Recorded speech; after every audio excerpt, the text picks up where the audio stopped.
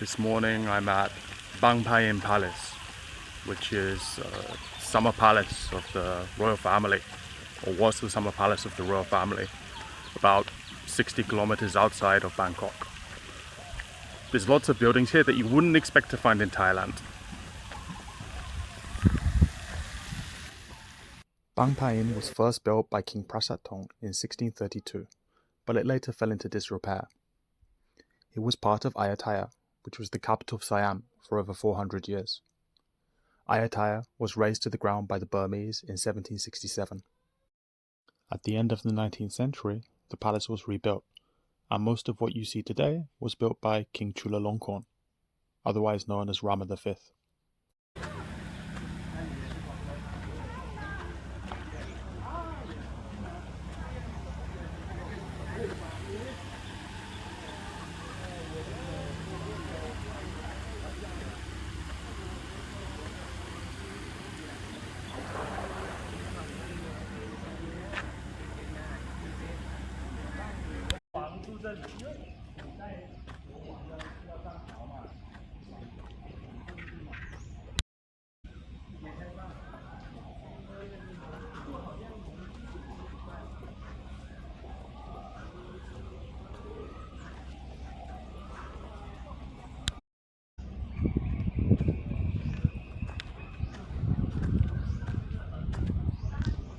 It's not what you think is the kind of place that a Thai king would live.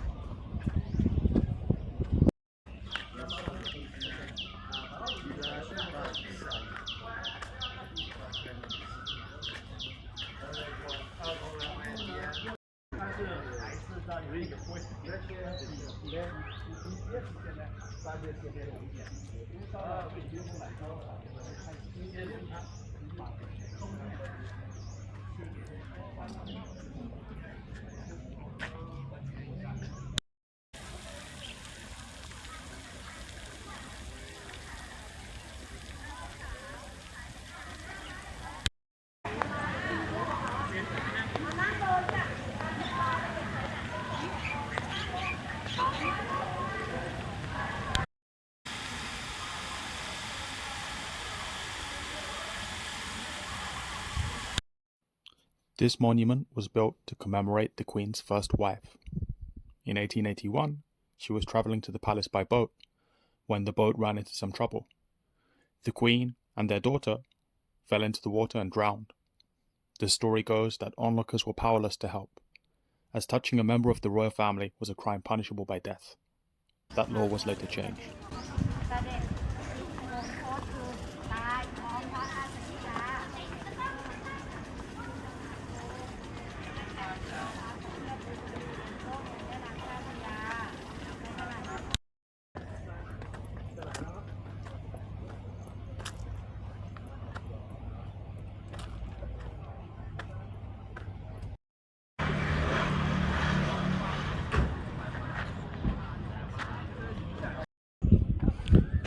Now I'm here at Wat Chai Watanaram, which is a temple, or was a temple, that was built in 1630 by the king, and it was destroyed by the Burmese in 1767.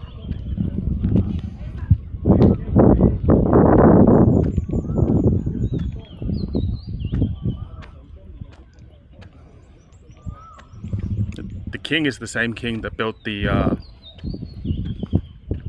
summer palace that I went to this morning, Prasatthong. So he built the summer palace and he built this temple.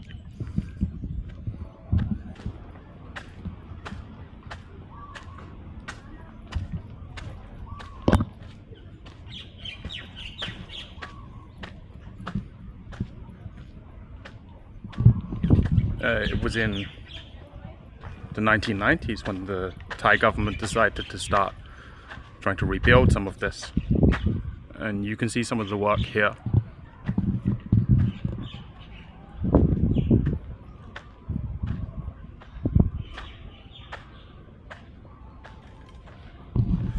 I don't know, I wonder for the Buddhas, are they going to give them back their head?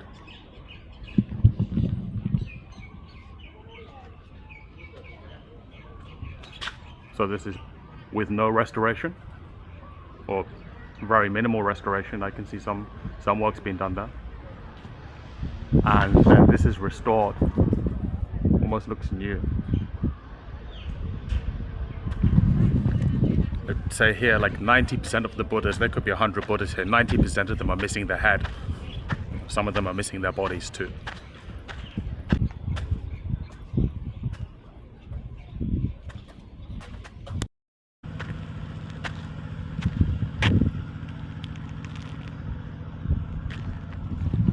So this is the river that leads from here to Bangkok, called Zao Phraya.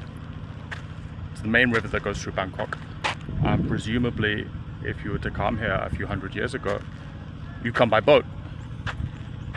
And this is the view that you'd be greeted with when you got off the boat, albeit not destroyed like it is now.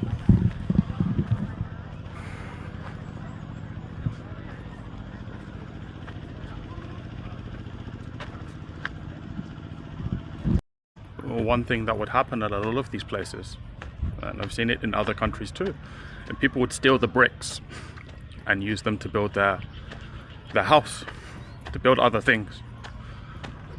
And in some places I've seen they've managed to get the bricks back. Here, I'm not sure if they can get them back. Maybe too much time has passed.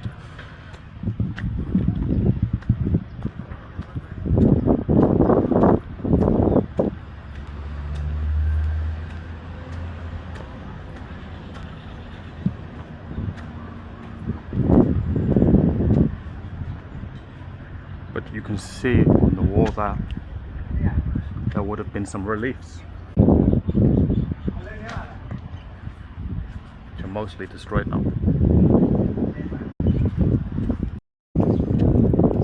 I'm gonna go somewhere to eat lunch and then on to the next place, Ayyuthaya.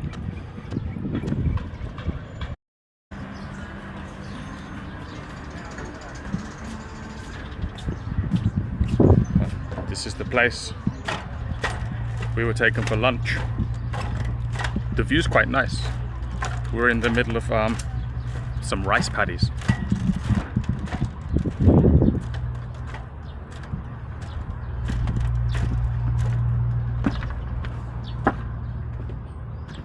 I wonder why the water's that dark orange color. You can sit here and listen to music. I can see a boombox there, and drink coffee or tea.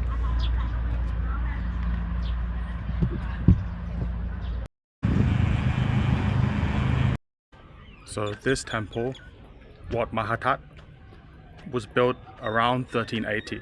It's much older than the other temple, which was built in the 17th century.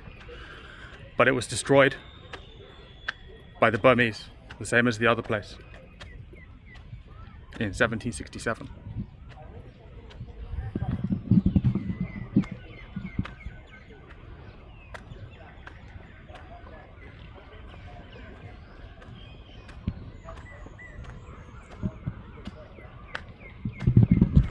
But this place is much bigger.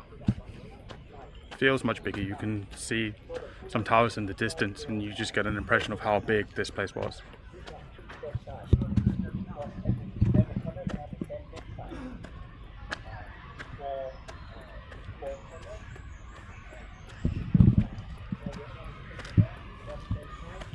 And this place I don't see any signs of reconstruction, which I like. But I might see some soon.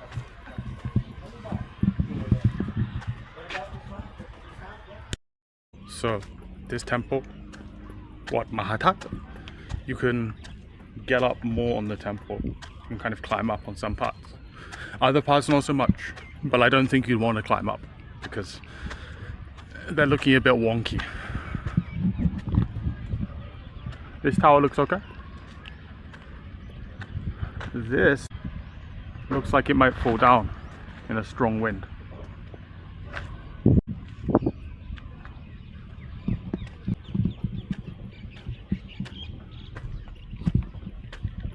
This looks to be one of the bigger Buddhas. And more intact as well. I don't know how the big one got away unscathed. And all of her or his little sisters, brothers or sisters, had their heads lopped off.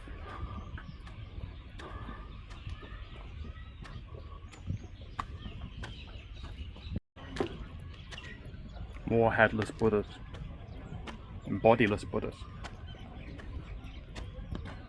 Small hands.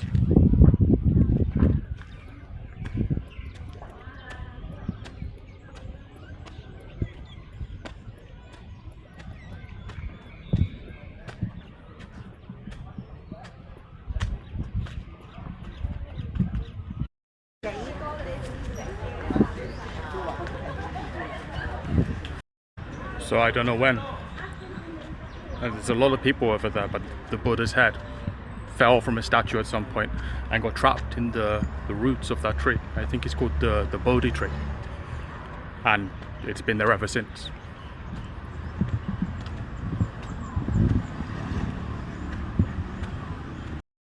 So behind me, that column, it's like the only column left standing. All of the other ones look like this. That would have been holding up the roof. So the roof was quite high. You can see there's a part of the wall that's still here.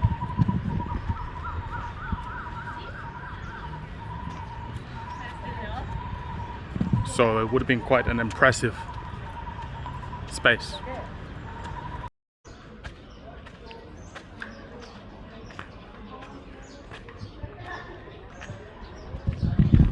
This tower looks like you can actually go up. It's a bit wonky, but I assume it's safe. Oh, and all of the Buddhas have heads here.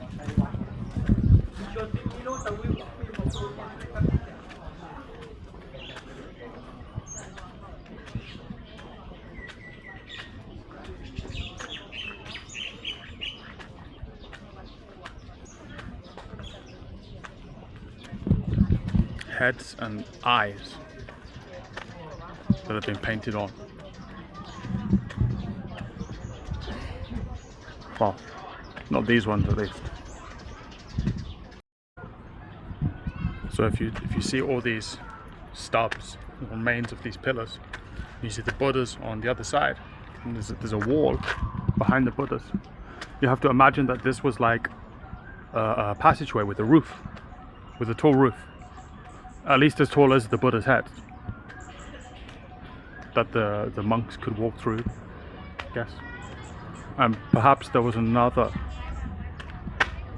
passageway here, because I can see additional columns on this side. So maybe there was a gap between the buildings. But I think these Buddhas are all new. Because in the other places we've been to, like, the Buddhas all have no heads, most of them have no bodies, and here they're all in good condition.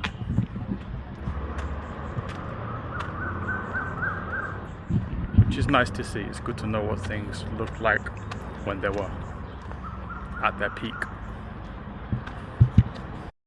So I'm not quite sure where I am, but I'm outside some kind of temple, and it's just surrounded by cockerels.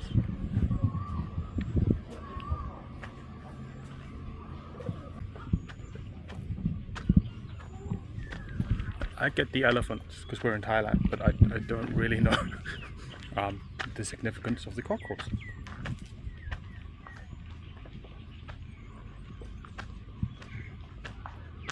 It's a very glamorous cockerel with the glitter. Maybe it's a ladyboy cockerel. Some people put some floral necklaces around.